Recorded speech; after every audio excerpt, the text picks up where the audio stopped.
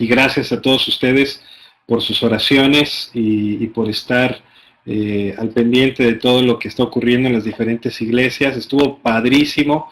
Hicieron un evento en el que tomaron la calle y pusieron ahí unas pacas, adornaron bien lindo, y algunos hermanos de los que tenían más tiempo en la iglesia, de los que empezaron hace 6 años, los que tenían menos tiempo dieron algunas palabras, y bueno, fue un tiempo maravilloso. De verdad que se sentía el amor de Cristo y se sentía la hermandad, el cariño. Dios va a hacer cosas tremendas en Colima por medio de Pan de Vida. Y pues felicidades a todos los que son de Pan de Vida que están aquí, y a los hermanos que les conocen. Hay algunos hermanos en Guadalajara que también conocen a los hermanos de Colima por la proximidad también. Y bueno, el pastor Carlos les decía, no está aquí, se fueron a Tailandia, andan por allá en Tailandia en la convención de los hermanos menonitas. Así es de que pues también para orar por ellos este tiempo. Qué bueno que estás aquí. Vamos a comenzar con una pequeña oración. Vamos a darle gracias a Dios, y hay cosas muy emocionantes que van a ocurrir el día de hoy. Así es de que vamos a orar y a poner este tiempo en las manos de Dios. Padre, te damos gracias por esta noche y la oportunidad que nos das de estar unidos en tu nombre, estudiando tu palabra. Señor, conforme entramos a las Escrituras, sé tú, Dios, y tu Espíritu Santo quien nos enseña y nos instruye esta noche. Yo te pido que especialmente hoy podamos llevar cautivos nuestros pensamientos delante de ti. Señor, todos los problemas, las presiones, el ajetreo de toda la semana pasada y del fin de semana, permite que en estas 2 horas podamos hacer a un lado todas estas cosas y verdaderamente centrarnos en ti. Danos descanso y motiva nuestro corazón, Padre, a seguir aprendiendo. En el nombre de Jesús te lo pedimos. Amén. Bien, pues te digo, estoy muy contento. Hoy terminamos las epístolas paulinas. Vamos a ver el libro de Segunda de Timoteo, que es una carta maravillosa también, y en particular la carta, un pasaje en particular que el Señor usó en esta epístola precisamente para clarificar el llamado que Él tenía en mi vida personal. Vamos a hablar un poquito de eso. Ya la semana pasada, antepasada, estábamos hablando un poco de cómo saber cuando Dios ha puesto un llamado en tu vida. Vamos a hablar un poquito de eso también. Y vamos a tener un tiempo de preguntas y respuestas para aclarar cualquier duda que haya de lo que hemos visto de las epístolas paulinas, aclarar un poco acerca de los proyectos, y les voy a ir dando a cada uno de ustedes su acceso para hacer el examen, y voy a seguir en línea para que si tienen algún problema o alguna duda o alguna aclaración que necesiten mientras hacen el examen, podamos comentarla juntos, y al término del examen poder comentar también un poco acerca de cómo les fue todo esto. Acuérdense, no se trata de ponernos nerviosos, sino de contestar lo más que podamos con el deseo de plasmar lo que hemos aprendido y también poder medir un poco el resultado de este esfuerzo de 8 semanas con cada uno de ustedes. Y por supuesto, prepararnos para el próximo lunes, comenzar con el curso de los primeros profetas. Así es de que si no te has inscrito, inscríbete nuevamente, por favor, llena otra vez la ficha en la página web y pon ahí que te quieres inscribir al curso de los primeros profetas, para que recibas la información. El salón es una dirección diferente, las notas, etcétera, lo que ustedes ya conocen. Bien, antes de comenzar, nada más quiero hacer un par de aclaraciones. La semana pasada platicábamos un poquito acerca del llamado pastoral, platicábamos acerca de una serie de cosas que ocurren, pastores que brotan de pronto de la nada y todo esto. Y algo de lo que platicábamos acerca de esto, de la importancia de la iglesia, de la importancia de que haya un cuerpo de hermanos detrás de cada pastor, detrás de cada persona que se involucra directamente en el ministerio. No me canso de repetirlo, es algo muy importante. Quiero platicarles un poquito el caso de una persona que llega a una ciudad y en esta ciudad empieza a visitar una iglesia, y esa iglesia enseña una doctrina muy extraña, no sana doctrina. Visita otra iglesia y en esta otra iglesia es gente que está predicando el evangelio de la prosperidad. Visita otra iglesia y en esta otra iglesia es gente que está únicamente tratando de obtener dinero de la gente, etc. Y entonces empiezan a ir a una iglesia en una ciudad vecina, junto con otras personas. Llega un punto en el que el estar yendo a una ciudad vecina domingo a domingo, domingo a domingo, y no tener la oportunidad de participar en una iglesia, llega a ser muy pesado. Y el grupo de personas ya eran varias familias que estaban yendo a esta iglesia en esta otra ciudad. Dicen, bueno, ¿por qué no empezamos un estudio bíblico? ¿Por qué no empezamos una iglesia en nuestra ciudad con la sana doctrina? Y cada circunstancia es diferente. Hay ocasiones en las que el llamado de Dios es muy claro. Hay personas que han tenido cuestiones total y absolutamente fuera de lo normal, fuera de lo ordinario, sueños, visiones, qué sé yo. Gente que sabe, cuando acepta a Cristo en su corazón, que algo va a pasar en su vida en el sentido del ministerio. Gente que desde niños, pastores, cristianos de mucho tiempo dicen, este jovencito tiene algo especial, Dios tiene un llamado sobre su vida, vemos que hay algo en él. A lo mejor a algunos de ustedes así les pasó. Gente que decía, es que este jovencito tiene algo en particular, es que Dios va a hacer algo con su vida, o incluso de grandes. Y ese tipo de cosas son cosas a las que uno tiene que poner atención, y también el saber qué es lo que Dios nos ha llamado a hacer, ¿no? Y en este caso todos tenemos el llamado de compartir el Evangelio, pero de manera muy particular cuando decidimos invertir nuestra vida en el ministerio, déjenme decirles que es lo mejor que podemos hacer en esta tierra. Mi hijo, el más grande, va a cumplir 18 años en mayo, y ha estado en la disyuntiva entre irse a la escuela de medicina porque él quiere ser doctor, o irse al seminario para ser pastor, y dice, es que una parte, yo quiero ser médico, pero una parte de mí siente que Dios me está llamando al ministerio y quiero prepararme si es así. Y de manera que está con esa lucha, ¿no? Y nosotros le hemos dicho, hijo, mira, puedes hacer las dos cosas, puedes ser médico y servir a Dios, pero si tienes un llamado muy claro de parte de Dios para el ministerio, aprovéchalo. Y si tienes un llamado muy claro de parte de Dios para la medicina, hazlo. Puedes servir a Dios en la medicina también.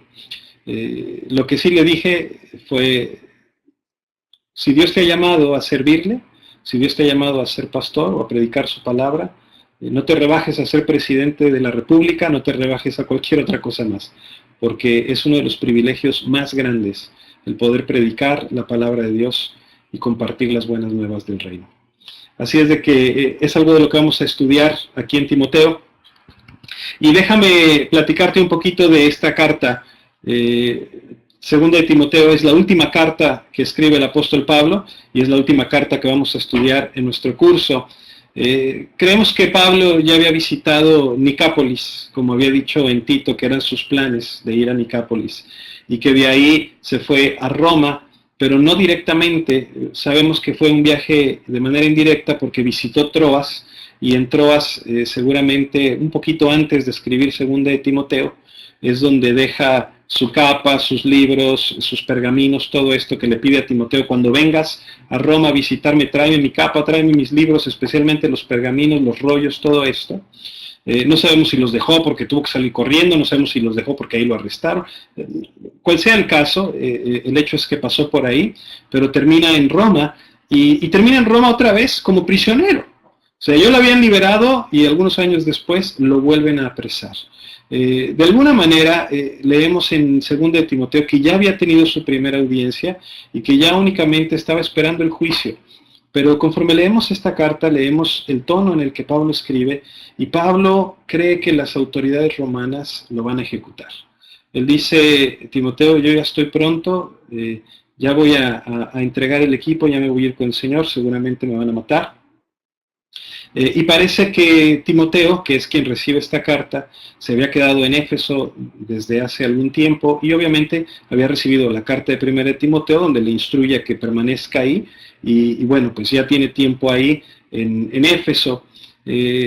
Al parecer, Timoteo va a ir a Roma a visitarle, pero él estaba en Éfeso cuando Pablo escribe 2 de Timoteo. ¿Cuándo se escribe 2 de Timoteo? Ocurre algo muy especial. Cuando se quema Roma, en el año 64 después de Cristo, Nerón le echa la culpa a los cristianos. Dice, los cristianos fueron los que incendiaron Roma. Entonces se convierte algo muy peligroso ser cristiano, pero no nada más se convierte algo peligroso ser cristiano, sino que si tú te juntabas con alguien que era identificado como un líder cristiano, pues también era cuello, ¿no? También te agarraban a ti. Era muy peligroso estar en contacto con alguno de los líderes, en especial gente como Pablo. Entonces, lo que estaba ocurriendo es que mucha gente, muchos creyentes, incluso algunos de los colaboradores de Pablo, le estaban dando la espalda. Se hacían los locos, lo que no los conocían, habían decidido mejor mantener un perfil bajo, que no los vieran, que no se enteraran, a lo mejor su ministerio era un poco menos agresivo, menos público, y de alguna manera entendemos por esta carta que Timoteo se ve tentado a actuar de esta misma manera.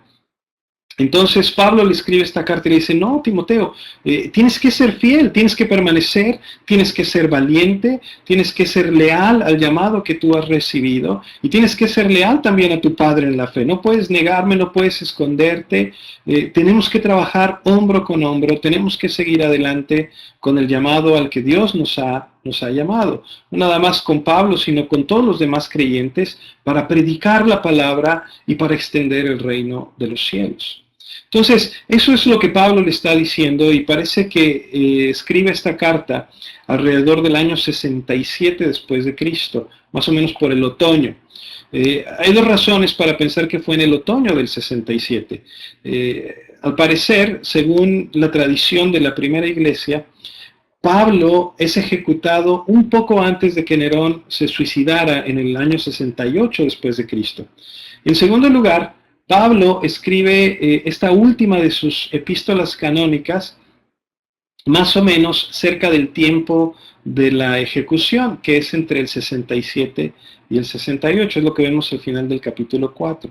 Entonces, fíjate qué interesante, porque segunda de Timoteo no es como primera de Timoteo o como Tito.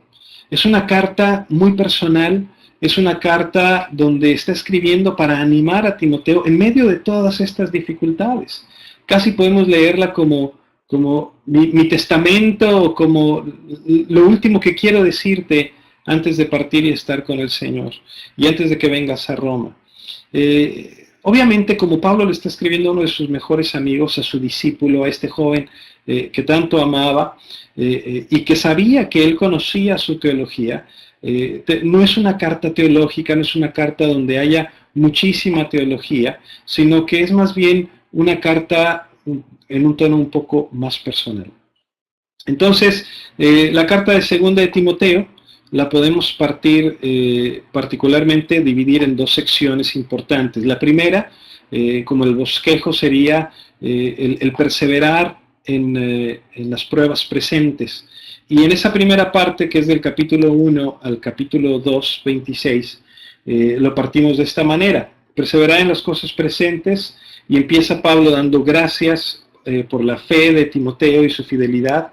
Empieza a recordarle a Timoteo acerca de sus responsabilidades, y luego hace algo muy interesante. Pablo le da a Timoteo cuáles son las características de un ministro fiel. Y para todos los que estamos en el ministerio es importante el capítulo 2 en ese sentido. Podemos aprender esas características de un ministro fiel. En primer lugar, le dice, es un maestro disciplinado. Es alguien que hace las cosas con disciplina, que hace las cosas con orden. Después de esto le dice, es un soldado que milita con una sola mente, que no tiene la mente en dos cosas, en tres cosas, sino que está bien centrado en lo que está haciendo como soldado. Luego pone el ejemplo de un campesino, y dice, es un campesino que permanece, que se esfuerza, que dura, que trabaja. Habla después de un trabajador diligente, y dice, es un trabajador que hace las cosas con diligencia. Y después dice que es un vaso santo. Hay vasos de honra y hay vasos para deshonra, y dice, el trabajador del misterio es un vaso que ha sido santificado, y finalmente es un siervo gentil. Tiene que ser un siervo gentil, un siervo amable, dócil, etc. Y en particular el final del capítulo 2 me encanta, porque es una de las cosas que a veces se nos olvidan como cristianos, en especial cuando estamos conversando con personas o cuando estamos debatiendo ideas teológicas, esa parte de la mansedumbre, de la gentileza. Fíjense lo que dicen los últimos 3 versículos del capítulo 2. Dice, el siervo del Señor no debe ser contencioso, sino amable para con todos, apto para enseñar, sufrido.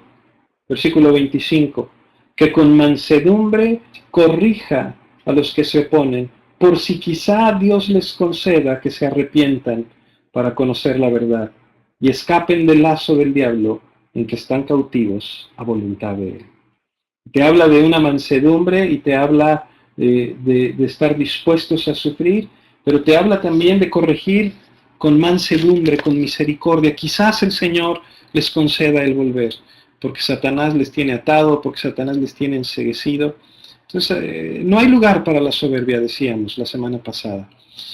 Y bueno, la segunda parte del libro de Segunda de Tesalonicenses, podemos hablar o dividirlo como soportar en las pruebas venideras. En el capítulo 3 al capítulo 4, 22, dice, bueno, pues viene un día de negación, viene esos días en los que va a haber apostasía, viene esa negación del Evangelio, y hay que confrontar ese tipo de negaciones, hay que confrontar las falsas doctrinas, hay que confrontar este tipo de enseñanzas. En el capítulo 4 dice, le da el encargo de predicar la palabra, y al final del capítulo 4 habla acerca de su muerte que se aproxima. Y entonces Pablo le escribe a Timoteo, mira, esta es mi esperanza en la muerte. Y le platica acerca de la situación de Pablo en sus prisiones, y finalmente termina su carta con algunos saludos y con una bendición final para todos aquellos que están ahí en Éfeso. Y ese es segundo de Timoteo. Pero en esta carta quiero que veamos uno de los claves pasajes, ¿qué tal? De los pasajes clave que tenemos aquí. El pasaje que quiero que veamos juntos está en el capítulo 4. Acompáñame, por favor. Segunda de Timoteo, capítulo 4. Te digo que este pasaje para mí es muy especial, es un pasaje que está muy cerca de mi corazón porque cuando nosotros llegamos a esta ciudad hace 7 años, veníamos de Canadá, yo estaba pastoreando allá el ministerio en español en una iglesia en Vancouver, y llegamos a La Paz y decimos, bueno Señor, vamos a tomarnos un tiempo a descansar, a orar, a pensar, Padre, ¿qué es lo que quieres hacer con nosotros ahora aquí en La Paz? Danos dirección, guíanos, muéstranos qué es lo que sigue para nosotros ministerialmente hablando. Y después de estar orando todo el mes de diciembre, en enero, esta es la palabra que con la que el Señor le habló a mi vida. Mi esposa me regaló una Biblia de estudio y me había puesto una dedicatoria. Y al abrir la Biblia, siguiendo la dedicatoria, llego a este pasaje y cuando leo el pasaje haz de cuenta que los versículos como que brincaron de las páginas y se agarraron en mi corazón de una manera tan especial. Y déjame compartirlo contigo. Segunda de Timoteo 4 dice, te encarezco delante de Dios y del Señor Jesucristo, que juzgará a los vivos y a los muertos en su manifestación y en su reino, que prediques la palabra, que instes a tiempo y fuera de tiempo, redarguye, reprende, exhorta con toda paciencia y doctrina. Porque vendrá tiempo cuando no sufrirán la sana doctrina, sino que teniendo comezón de oír, se amontonarán maestros conforme a sus propias concupiscencias y apartarán de la verdad el oído y se volverán a las fábulas. Pero tú sé sobrio en todo, soporta las aflicciones, haz obra de evangelista, cumple tu ministerio. Y este pasaje, cuando leí esos 5 versículos, te digo, fue algo impresionante para mí. Que yo, Señor, wow, o sea, más claro ni el agua. Obviamente en ese momento dije, el Señor me está pidiendo que haga esto, que predique su palabra. Y quiero que analicemos un poquito el texto porque es muy interesante. Fíjate nada más el peso que tiene lo que Pablo le está escribiendo a Timoteo y lo que de alguna manera el Señor me estaba diciendo aquella mañana de enero a mí y lo que seguramente el Señor posiblemente te está diciendo a ti. Dice, te encarezco. Está hablando de un llamado de urgencia, de una petición. Te urjo, te encarezco delante de Dios y del Señor Jesucristo. Y es una manera que cuando había este tipo de encomiendas muy especiales, generalmente las hacías con 2 testigos porque eran encomiendas muy importantes. Y aquí Pablo está usando a 2 testigos. ¿Y te fijaste qué testigos está usando? Delante de Dios y del Señor Jesucristo. Y no nada más está usando a 2 testigos muy importantes, sino que además te explica qué tipo de importancia tienen estos testigos. Te dice que juzgará a los vivos y a los muertos en su manifestación y en su reino. Y de alguna manera tenemos que recordar ante quién somos responsables, ante quién tenemos que rendir cuentas de lo que Él nos está llamando a hacer. Él nos está llamando, el Señor, a predicar la palabra y nos está llamando delante de Dios y delante del Señor Jesucristo. Tenemos que entender que nuestra tarea como predicadores, como maestros de la palabra, como pastores, como ancianos, como ministros, como siervos de Dios, es una tarea que tiene consecuencias eternas. Dice que el Señor va a juzgar a los vivos y a los muertos. Y la salvación viene por fe en lo que Jesucristo ha hecho por nosotros. Pero esa fe solamente nace de la predicación de la palabra.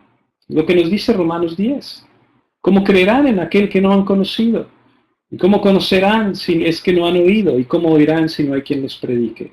Entonces te das cuenta, es toda una cadena tan importante que la predicación de la palabra juega un papel primordial en este asunto eterno de la salvación. Y dice, mira, te estoy encareciendo delante de Dios y del Señor Jesucristo. Versículo 2. Que prediques la palabra. ¿Te fijaste lo que le dice? Predica la palabra. ¿Cuál es el contenido del mensaje de un predicador? No es psicología pop, no es motivación, no es, ¿qué les digo ahora para que se sientan contentos? No son chistes, no son aventuras, no son mis vacaciones, no son el último proyecto que hice con mi hijo durante el verano. No es nada de eso. ¿Qué es lo que tenemos que predicar? Dice, predica la palabra. Predica la palabra. Un predicador tiene que predicar fielmente la palabra de Dios. Y déjame decirte algo, hay mucha gente que no predica la palabra de Dios. Hay mucha gente que se predica a sí mismo. Lo que yo quiero decir y cómo lo sustento con este versículo, con este otro, con aquel, para justificar lo que yo quiero decir. Mira, aquí la Biblia lo dice.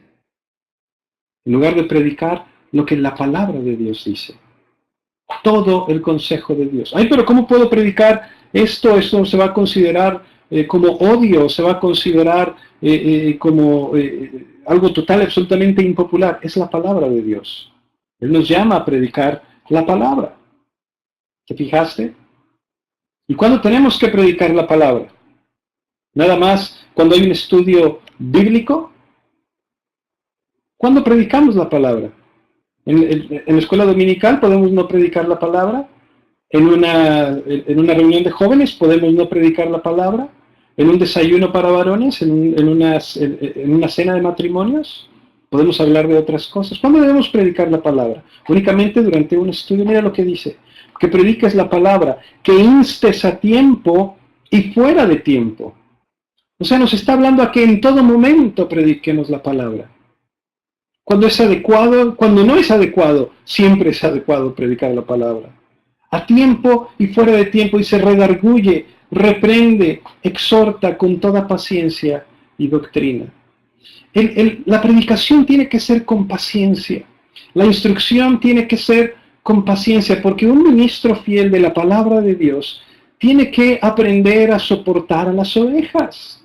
Hay algunas ovejas, hermanos, que somos muy cabezones, que no nos entra a la primera, y tienes que repetir el mensaje de Dios, y tienes que volverlo a repetir continuamente. Incluso el mismo apóstol Pablo, ¿te acuerdas? Dice, ya le estoy repitiendo lo que ustedes ya saben, pero no importa, les es de provecho volverlo a escuchar, y ahí les va de nuevo, ¿verdad? ¿Por qué? Porque es una experiencia que nunca termina. Pero un ministro fiel de la palabra es un ministro que no se exaspera por tener que repetir la enseñanza. Al contrario, que está ahí con paciencia, que explica las cosas, que enseña a tiempo y fuera de tiempo, que redarguye, que instruye, que reprende, que exhorta. ¿Con sus ideas? No, con la palabra. Obviamente tienes las experiencias que el Señor te ha dado, obviamente hay cosas que has vivido, pero son cosas que tienen que salir de la palabra, que de alguna manera a lo mejor hay un ejemplo, una ilustración o qué sé yo, que te puede ayudar a aclarar una idea de lo que la palabra está diciendo. Pero lo que tiene que tomar la preponderancia siempre es la palabra. Y después de que Pablo le dice esto a Timoteo, le explica el porqué de esta urgencia. Mira, es urgente que prediques la palabra, es urgente que lo hagas a tiempo y fuera de tiempo. Versículo 3. Y que seas paciente, dice, y que lo hagas con toda paciencia. Fíjate lo que dice, y doctrina. Ay, no, es que la teología es aburridísima. Es que la teología, o sea, ¿quién quiere saber de doctrina? No, no, no, no. Tú nomás dile a la gente que Dios les ama y que Jesús les ama y que ya. No, no, no. La doctrina es importantísima. La sana doctrina es importantísima. De la sana doctrina depende una sana fe y una sana creencia y una sana profesión en el Cristo que vino, murió y resucitó, en el Cristo que es Dios, en el Mesías. ¿Estás ahí? Porque hay muchas iglesias que no tienen la sana doctrina. Hay iglesias donde creen que Jesús era un ángel. Ahora que estaba en Colima, estaba viendo un video de una iglesia, la iglesia de los 7 pecados capitales. ¿Has oído de eso?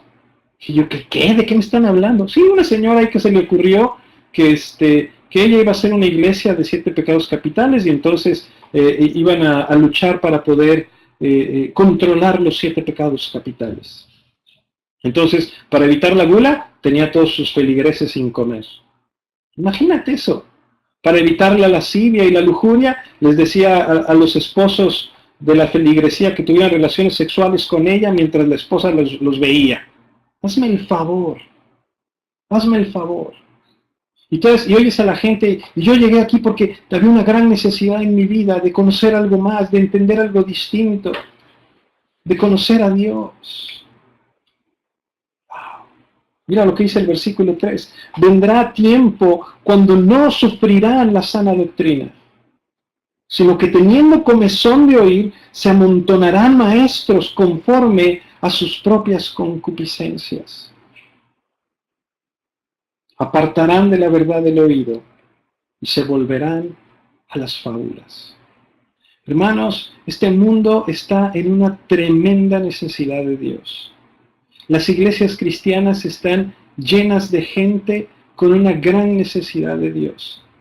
Las calles están llenas de gente con una gran necesidad de Dios. Y tristemente, en muchas iglesias y en muchos lugares, cristianos, no se predica la palabra de Dios. Entonces vas a la iglesia, cantas, haces todo lo que tienen que hacer en las iglesias, pero sales y sales con hambre, y sales sin estar saciado, y sales sin una transformación en tu vida. Y te avientas 20 años de cristiano, viviendo una vida, porque ya traes tu boleto para entrar al cielo, pero sigues siendo la misma persona que cuando fuiste a esa iglesia por primera vez. Eso no puede ser así. No puede ser así. ¿Qué pasa cuando tú vas a un aeropuerto? Tú vas al aeropuerto y ves que hay aviones aterrizando y aviones despegando todo el tiempo, y todo el tiempo llegan aviones y llegan aviones y llega gente en esos aviones y sube gente a otros aviones y salen los aviones a todos lados. ¿Por qué? Porque es un lugar con vida. Cuando llegas a una iglesia y en esa iglesia no pasa nada, en esa iglesia no llegan y no llegan y no llegan aquellos que han de ser salvos. Y en esa iglesia no salen y no salen y no salen aquellos que son enviados a llevar el mensaje del Evangelio y a plantar otras iglesias. Algo está pasando. La palabra de Dios no está siendo predicada. La gente tiene comezón de oír.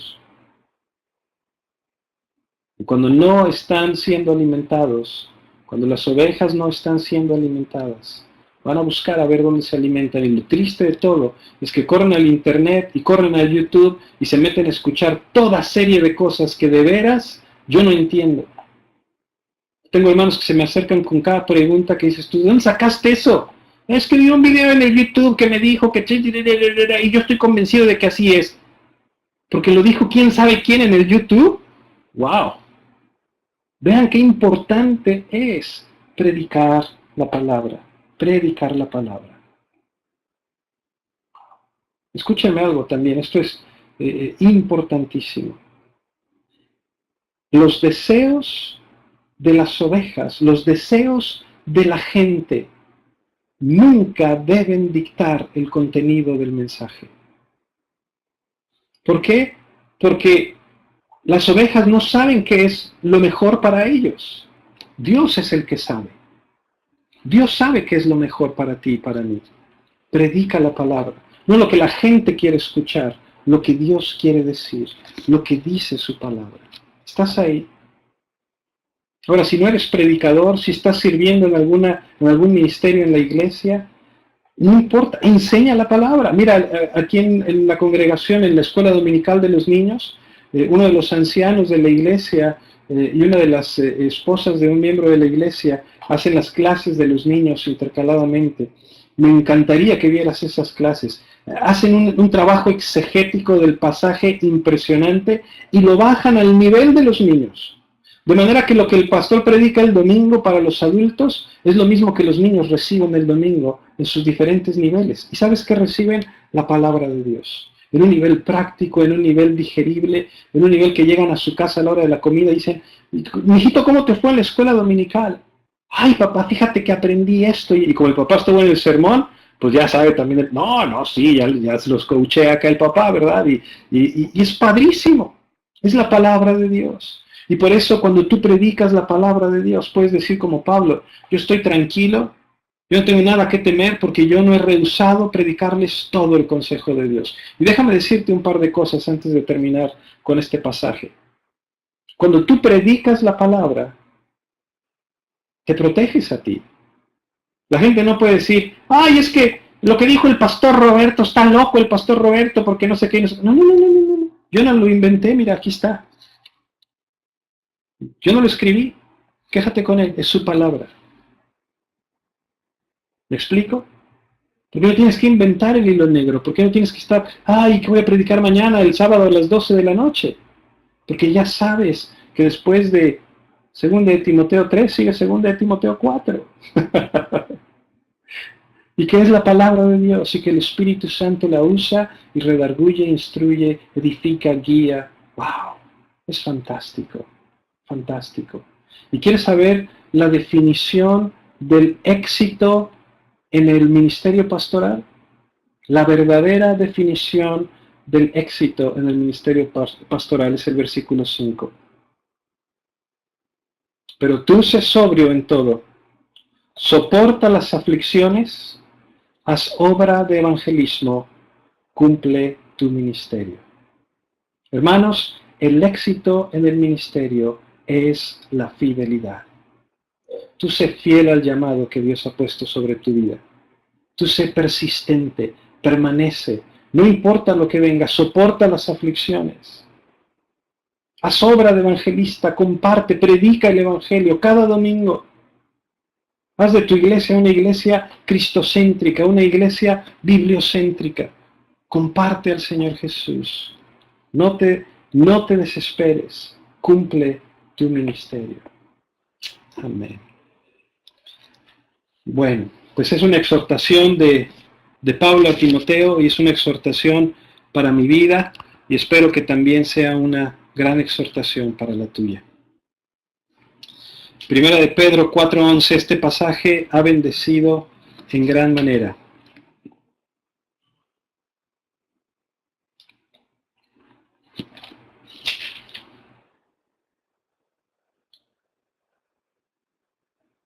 Si alguno habla, hable conforme a las palabras de Dios. Si alguno ministra, ministre conforme al poder que da Dios, para que en todo sea Dios glorificado por Jesucristo, a quien pertenecen la gloria y el imperio por los siglos de los siglos. Amén. Amén. Gracias, gracias Roberto.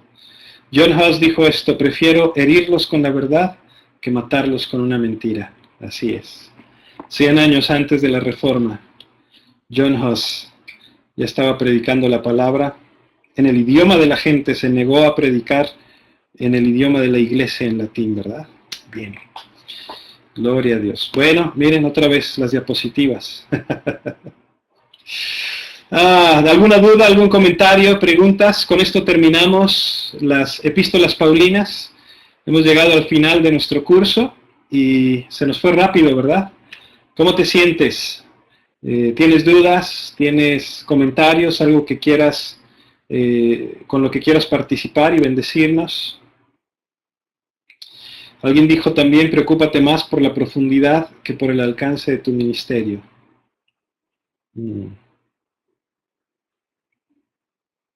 La solidez, ¿verdad? La sana doctrina. Wow. Si no tienes ninguna duda o pregunta por ahí, quiero invitarte a que si no has terminado tus proyectos, termines los proyectos. Mira, no era tan complicado. Uno de ellos era la lectura. En eso nada más tienes que decir, pues prácticamente leer las epístolas paulinas, que ya las hemos revisado juntos y seguramente algunos de ustedes las han estado leyendo. Entonces nada más poner, enviar por correo electrónico: esta sí la leí, esta sí la leí, esta sí la leí, esta no la leí, esta más o menos la leí, esta la leí a la mitad, o qué sé yo. Ojalá y todos hayan leído todas las epístolas, que eso es lo importante, ¿verdad? Leer la palabra de Dios. El segundo proyecto era un proyecto exegético, es decir, dar la explicación de alguno de los pasajes, una lista de pasajes que te di en tus notas en el primer capítulo. Así es de que si ya lo tienes, por favor, envíamelo cuanto antes. Y finalmente, el último proyecto es el examen que tenemos esta noche. Así es de que si ya estás listo para el examen, me gustaría irte dando el acceso, irte dando la dirección y explicarte cómo le vamos a hacer para tomar el examen. ¿Ok? ¿Alguna duda o comentario por ahí antes de pasar a las instrucciones para el examen?